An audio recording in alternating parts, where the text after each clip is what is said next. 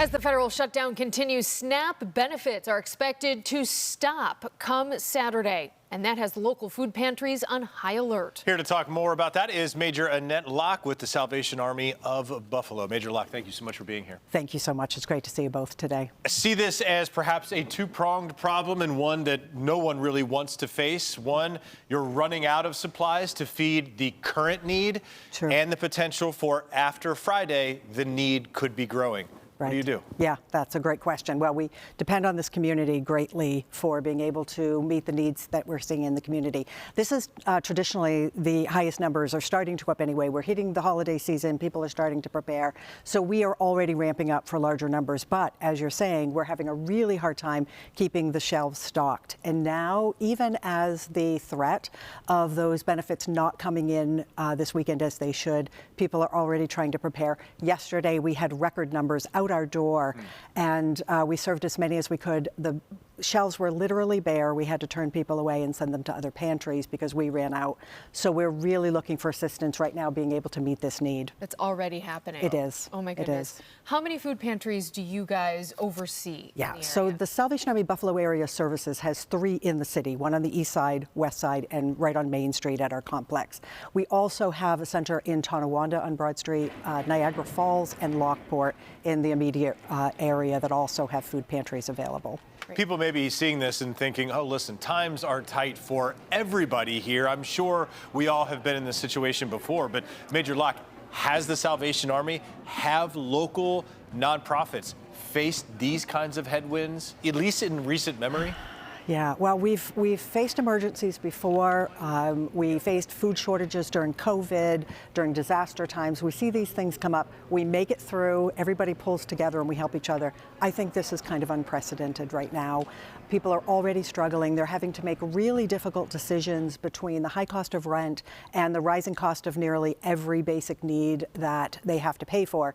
And they're making decisions. Do we put food on the table, or do we pay our rent this month? Do we pay the utility bill, or do we risk a shut-off and cover this medication? These are the kinds of decisions they're already making. And then when the benefits potentially don't come in this weekend, it's going to put people in a very difficult position, worse than they are. Do you guys exactly have any reserve funding for something like this, or you're just really focusing on the community stepping up in a time like this? Yeah, well, we are committed to helping the community, helping those in need, to whatever level we can. We want to make sure that families are not going hungry, that children are fed.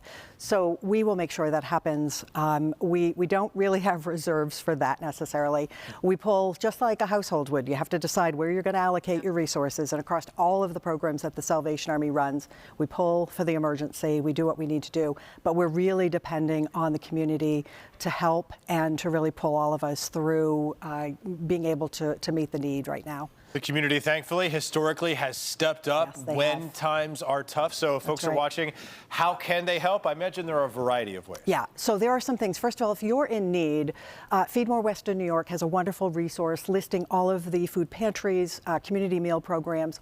Look for that so you know where to turn in times of need. I would also recommend that if you're somebody who receives benefits, don't put off anything, recertification, forms that need to be filled out, get them done, have them ready so that when the funding starts flowing again, they don't have more of a disruption in their benefits. That's important. For those who can help, right now we're looking to you. If you can make a donation, cash donations are the best way to help in a situation like this. We know how to stretch those dollars to fill those shelves to be able to maximize and help the most individuals possible. So the cash donations will help us really quickly get food on the shelves.